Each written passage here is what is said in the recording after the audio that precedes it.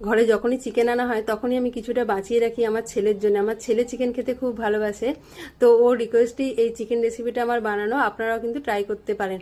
তো আমি কিছুটা চিকেন নিয়ে নিয়েছি, আর এই চিকেনটা কিন্তু বোনলেস না, আপনারা বোনলেস নিতে পারেন, ওটা আরও বেশি ভালো হবে।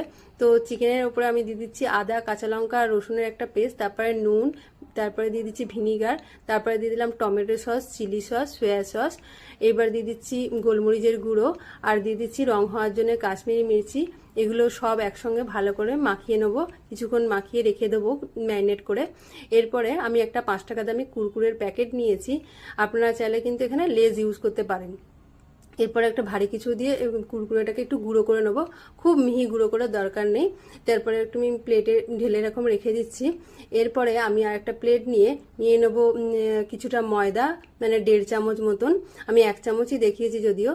আর নিয়ে নেবো 1 চামচ কর্নফ্লাওয়ার, আর নিয়ে নেবো আবার রং হওয়ার জন্য কাশ্মীরি মির্চি, আর নিয়ে নেবো গোলমরিচের গুঁড়ো, আর দিয়ে নেবো নুন, আর নিয়ে নেবো চিংসের যে চিকেন 65 মশলা। আপনারা চাইলে যে কোনো গরম মশলা ইউজ করতে পারেন বা চিকেনের মশলা ইউজ করতে পারেন। তো এগুলো ভালো করে মাখিয়ে রেখে দিলাম।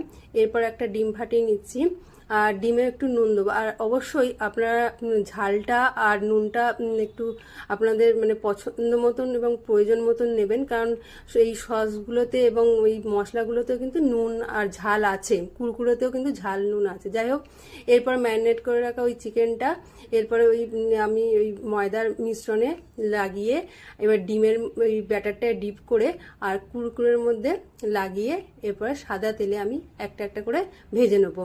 তো ভেজে নিলেই আমার এই রেসিপিটা তৈরি হয়ে যাবে। তো আপনারা কিন্তু বাড়িতে অবশ্যই একবার ট্রাই করে দেখবেন।